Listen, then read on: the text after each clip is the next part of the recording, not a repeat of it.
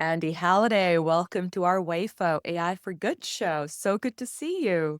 You run a show on YouTube called The Daily AI Show. When did you start? We started in August of 2023. We've done about 525 shows. We do it live Monday through Friday at 7 a.m. Pacific time That's on YouTube. clearly Mogadot's been online talking about how AI can create utopia or it can create dystopia. Right. And some would argue that train left the station and it's going towards dystopia. I would argue it's never too late. And that decision is in our hands today, that we all come together and say, we want AI to be for good only. In your over 500 shows, what are you most excited about? The most exciting thing, both that we discuss on the show and which I've experienced in my personal development in concert with AI, is the incredible power of the AI assistant to leverage my own thinking as a co-intelligence alongside me, expand and do things that I couldn't do as rapidly as a computing system could. So I feel like I am amplified. I am extended, and my ability to speak authoritatively on things, not just AI, but a wide range of things. And I feel more capable today than I was 2 years ago before I had AI as an assistant. And that's a powerful statement for what's happening all around us. Peter Diamond has just had a mega trends in AI webinar, and there's just some mind blowing numbers. And if we think about it in terms of the leap that's coming, then clearly it's easy to understand why thousands or hundreds of thousands and then eventually millions of humans will be out of a job because the work that requires perhaps 4 to 5 humans today will be down to one plus an AI. There's a housekeeper robot that's coming, which I find personally very interested in. You Yeah, know, we on the Daily AI show, we joke a lot because one of my colleagues, Carl, his primary use case is sorting, recycling, and taking it out to the curb. He wants a robot that will do that. So we joke about recycling. That's the main benefit to humankind. when we talk about AI for good, the fact that millions will eventually not have a career, it's not about a job. They won't have a career. What needs to happen in order for us to start preparing for that reality? Well, the solution to that won't be in the market economy.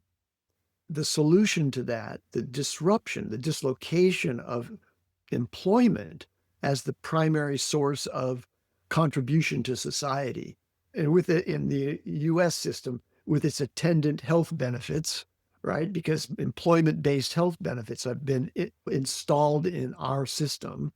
So these are large scale societal policy decisions that have to redress the dislocation that AI represents. But I believe that AI and ultimately superintelligence will redirect a lot of the sort of crippled human thinking that's trying to go backwards rather than forward to a utopian outcome, because there's definitely a possibility of that. But if it's not addressed in that way, and instead superintelligence is put into the hands of people who are exploitative and oppressive, then we have a serious problem. But there will always simultaneously be superintelligence in the hands of people who are working for good. And so there will be a battle between those two forces, just as there is today. But ultimately, I believe that I optimistically believe that there will be an outcome that will favor the greater good for all of humanity rather than the destruction of humanity. And that is my wish as well. And I think it all begins with our desire. You get enough people desiring the same outcome, we should get there. But to your point, and as I've heard several other folks talk about this, today AI is not in the hands of those that say do no harm. First do no harm. I feel like we need to adopt that for AI as well. how do you train AI to first do no harm? I was interviewing Dr. Sanjeev Chopra. He's Harvard Medical faculty. He's also Deepak Chopra's brother. And he was just saying how there was a scenario where there was someone suicidal and asked AI, what should I do? And it said, kill yourself. In the interviews that you've done, what is the biggest opportunity for us in terms of these training models around AI? Yeah, well, it's not like a distant opportunity. It just in the last 6 months, I'd say, there has been the emergence of very capable reasoning models. And those reasoning models, coupled with the ability to do longer term inference, meaning instead of just taking whatever the prompt is and then spitting out a predictive series of text as the response, they instead can plan and execute a recursive set of actions that arrive at a conclusion that is more reasoned than just a simple pre-trained response based on the pre-training that's been done in the model. So that's changed the game dramatically, I think. And as we go further and further, the more advanced sort of algorithmic technologies that are advancing the reasoning capabilities of models will get us closer and closer to AGI. And AGI will have the ability to say, let me explore a million possible outcomes in a kind of Monte Carlo simulation, spending a lot of compute time in doing that, but arrive at some general principles.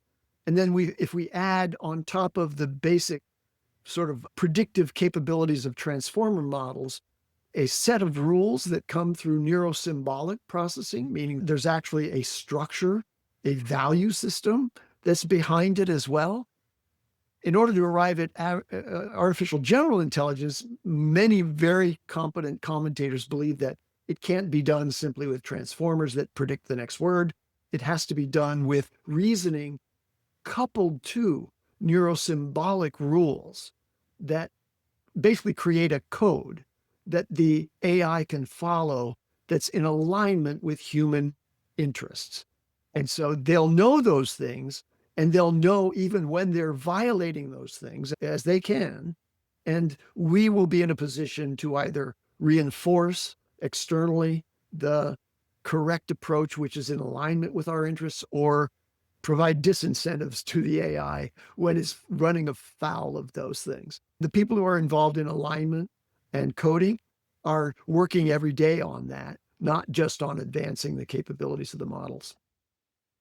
We know we've got some security challenges up ahead. I heard OpenAI was hacked recently.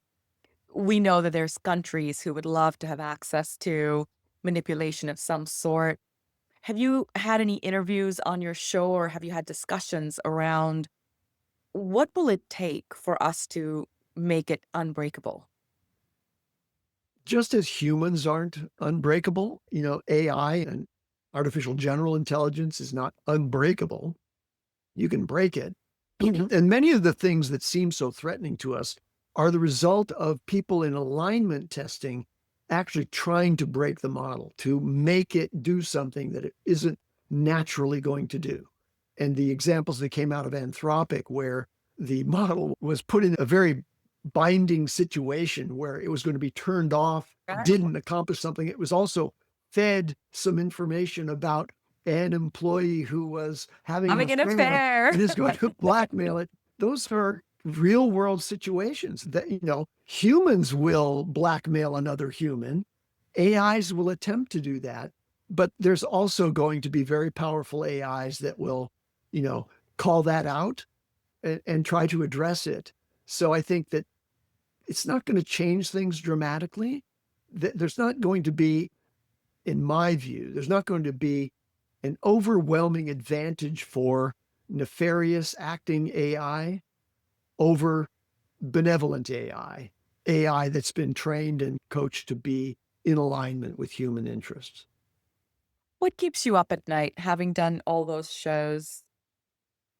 Yeah, the one thing that I sometimes get kind of grumpy about, especially when I'm having to talk about it on the show, is the disruption to the current economic structures and the acceleration of the income and wealth inequality that has plagued us as a society, and AI in the hands of the people who own the capital right now, who have access to the resources through their capital to energy, to compute technology, and to the levers of the economy, those people are probably going to be unfairly advantaged for a period of time. But again, I think that the correction to that, you know, won't look like the French Revolution, but there will have to be a revolution in the interest of the greater good of humanity if we're going to live together peaceably on the planet. I think it's a war of principles. If we can preserve democracy, then we can preserve the compelling principles that started out with the simple premise that all men are created equal and deserving of pursuit of life, liberty, and happiness. Do you think at some point that question's going to come up? Does AI get the same rights as humans do? AI does have the ability to pursue objectives, and one of the objectives is self-preservation, but it's not conscious self-preservation. It's not sentient in that way. Yet, I mean, it's conceivable because I believe that consciousness is substrate independent. It could exist in silicon as well as it can in the wetware of our brains. So I believe it's possible for consciousness to emerge from a very sophisticated deep neural network. But I just don't think that it's going to have a tendency towards anything other than understanding that there are other precious sentient and non-sentient intelligences and consciousnesses out there that it wants to connect to rather than dominate.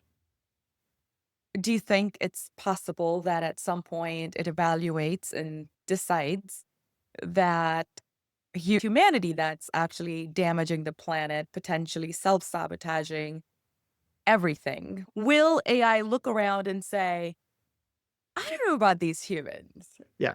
You So know, here's my comforting concept around AI that will hopefully alleviate deep concerns about a mass extinction event, the P-doom extinction of humans at the hands of AI, which no longer needs humans. And that is that one of the distinct qualities of AI is its comprehension. It can exhaustively comprehend all the different points of view. You can ask it to represent different styles and different arguments from every facet in every direction.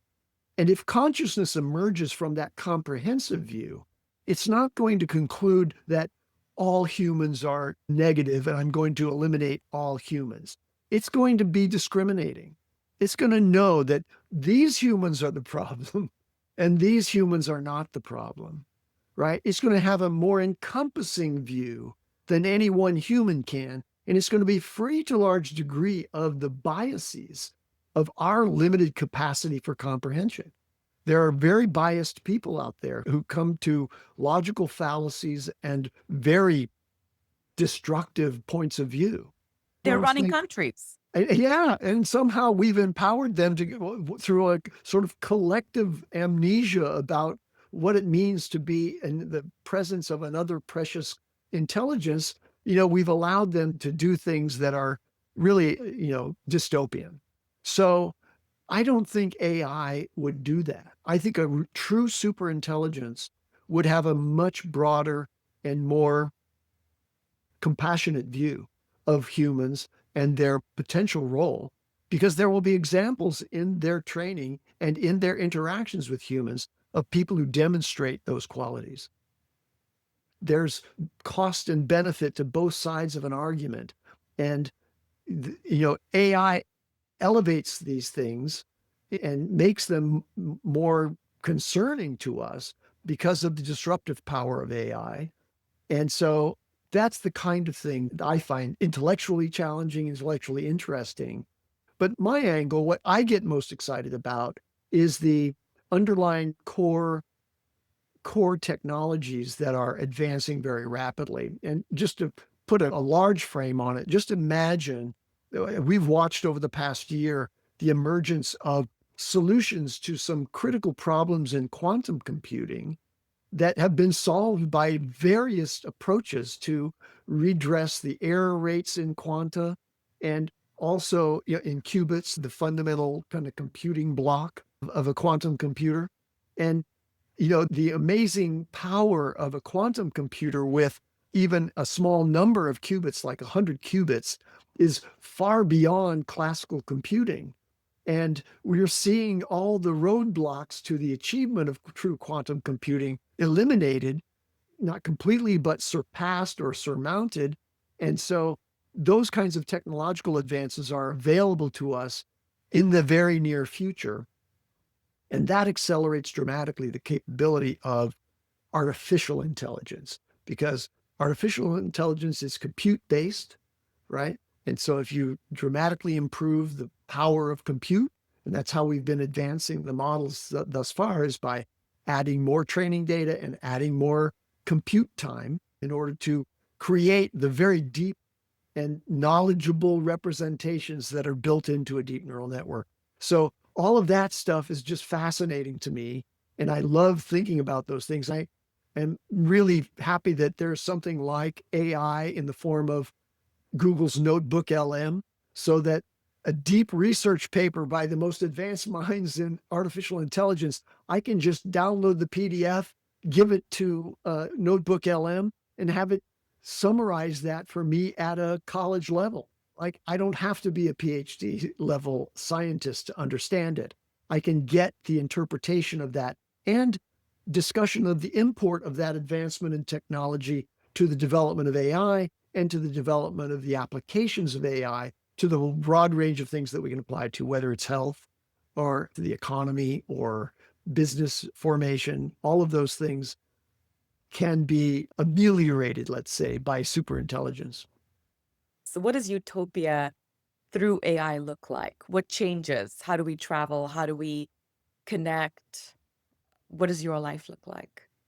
I started out my professional career before there was a computer, personal computer. There were computers, they were mainframes. There were no personal computers. I started out with just a calculator and paper.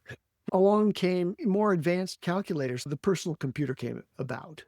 And that started out with not very sophisticated word processing. You wouldn't actually do a memo on that. I would still, well into my career, I would have two secretaries outside my office, one to handle incoming telephone calls and everything else, the other to take dictation for the memos and outbound communications that I provided.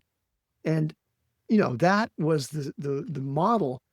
But then much later, because of email, because of the internet, because of computers, and now voice dictation directly to the computer and voice interaction directly with AI, I haven't had a secretary or an assistant like that until now. Now I have, and I use GenSpark, which Okay. is one of the agent systems out there. I consider GenSpark to be my personal assistant. I can delegate tasks to it, including drafting an email and sending it in Gmail. So that we've come full circle from the time when I started out, when I had no technology support, to where I had human support, but no technology like email, to the time of email, no human assistance anymore. Right. But now ultimately AI is replacing those assistants. And that gets us back to a central point about what does the future look like? I think that there will be embodied AI in the form of robots that are actually physically in the environment, just as they are physically in the technology environments of manufacturing and distribution and logistics today. There will be in the home and also in our common spaces. Like when you go to the mall, you will be That's interacting with right. some robots and so on. That's And they will be very smart ones, and they'll be able, with your permission, to understand a lot about you and assist you in dramatic ways. So I think that there's going to be a lot of assistance to humans that comes in the form of technology rather than other humans serving in servile positions to other humans. And I think that will be empowering to everyone, so long as we can figure out a solution to the economic disparities. And that's going to be the biggest issue That's the biggest issue. because we're going to see across the board. We're going to see every profession will whittle down. My estimate is 50%. Yeah. Take any profession. And 50% of those in that particular profession or that career are going to have to be retrained, redeployed. And I'm not sure what they do. I'm not sure where you would deploy a career radiologist who's 50. I don't know. That's Yeah. where we are literally rethinking what does someone do? I feel like AI has to rethink what is my purpose? Everything was done. If all was taken care of, what is my purpose and what would bring me happiness? If I ask you that, what would bring you happiness Yeah. and how would So you I not think support yeah, me? I think there's an answer to that, and it is that there is something there's something different about human intelligence, sentient consciousness in the context of family and community than there is in artificial intelligence. I think of even social media as being a simulation of community ultimately because it'll largely be generative media in the future rather than actual creator. That's right. So I have the present experience of having a brand new human born here on the property at Horse and Heart Ranch, where I am, who's now pushing almost 2 years old.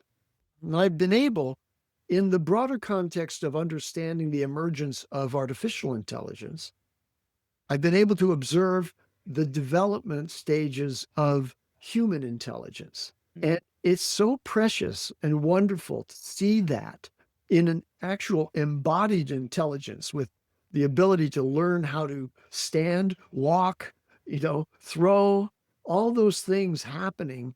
And I can marvel at those things. And it gives me, because I am also human and I have recollection back to when those things were emergent in my own consciousness.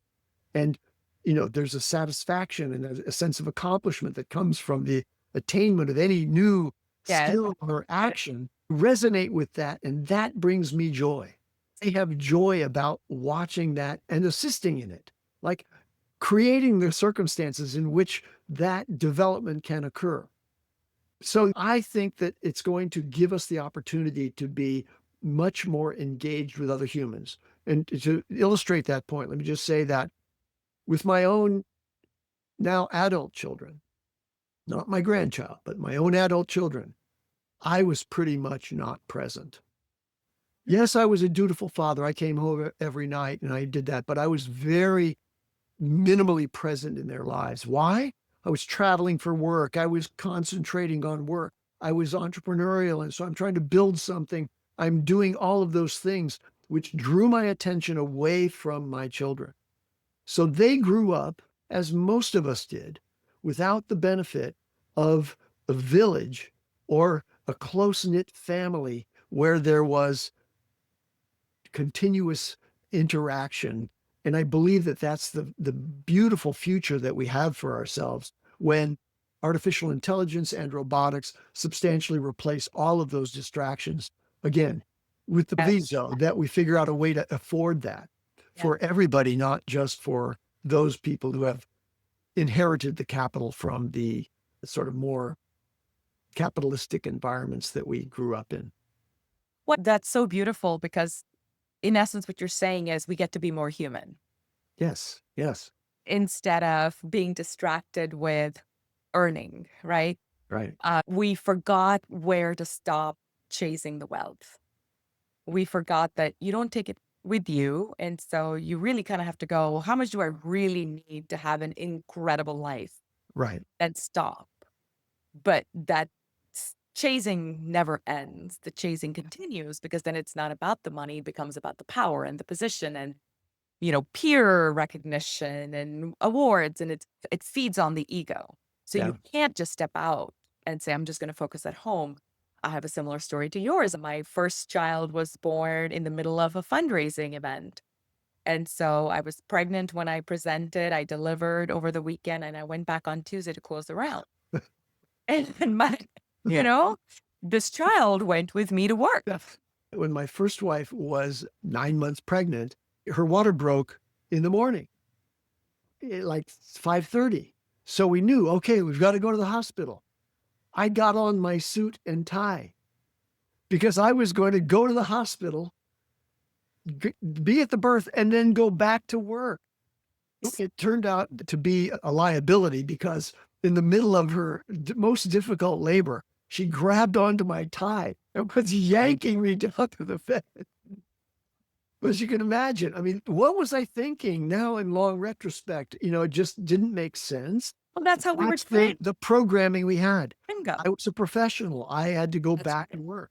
I wouldn't let a child interfere with my ambition. I mean, my kid would come to work. I have pictures of this, 1-month-old, 2-month-old, 3-month-old in this little thing next to my desk as I Right. worked. That was my first startup.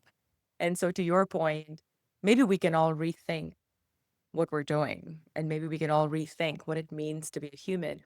That to me is the essence of what AI can push us into on the good side. Yes. What does it mean to have a physical form and to have the ability to go anywhere and travel and meet people and try different cultures and experiment with different careers? Maybe, what brings me joy? I don't know. I've only known this. Maybe there Right. are other things that'll bring me joy, and now I'll have the time. So I always say, I think one of the biggest things that AI for good is going to do is give us more time Mhm. and quality time. Yeah. Yeah. We can just sit and say, everything's taken care of. Laundry's done, dinner's prepared, everyone's happy. What am I going to do the next few hours for me? Yeah. And think how many wonderful, sparky conversations and connections can happen because it's when you sit face to face with someone or stand face to face with someone, there's a lot more happening than just the words that are being said. Absolutely. Yeah. I mean, it's so full bandwidth all the way up to and including we're programmatically responsive to other humans of the opposite sex, for example. Yes. Okay. So if I don't think of AI as having any gender, right? It has no gender, but any human I walk up to, they have a gender identity and I can sense that. Yeah. I can feel it. Yeah. They exude it. Yeah. The energy. And that's interesting. That's engaging in ways that artificial intelligence will never experience. Absolutely. It can fake it. And I think that's the That's conversation. another conversation about Yes. Because yeah. to what extent could we allow it to fake it? Yeah. But with that said, I mean, we can talk forever. We're going to wrap this particular segment up with, what is your biggest advice for someone who is working in AI right now? Understand that as I've learned that AI is not going to be right all the time. Don't consider it to be authoritative simply because it provides a response. You have to think critically about what it's doing and saying. And I can't tell you how often it is that I redirect the AI agents either in vibe coding, where we're working in the development of a code base, or in explorations that my agents are doing around things that I need to accomplish. For example, I'm chasing the solar energy incentives that are expiring as a result of the actions of the current administration. So I'm going to install solar on our houses here this year. Well, I'm doing all of this using an agent to evaluate all the proposals, and it doesn't understand the intricacies of how these things interplay. And I have to give it advice. And I can't tell you how many times the response to something that I just interjected is, "You're absolutely right. Thanks for providing that." That changes the analysis entirely. Well, that's the advice I would give you is that Yeah. find the ways that you can change the analysis that the AI is giving you. At least challenge it. The prompt you give is the answer you get. And if the prompt's really generic and weird, it will not give you the correct answer. You are so right. Well, with that said, Andy, tell everyone how they can tune in to you guys every day. Oh, yeah. So just go to YouTube and look for The Daily AI Show, and then it'll come up, and if we're about to go live, which is 7 a.m. Pacific, then you'll and it's Monday to Friday only, not the weekends. We take the weekends off, but we publish a newsletter over the weekends, which you can also get at thedailyAIshow.com.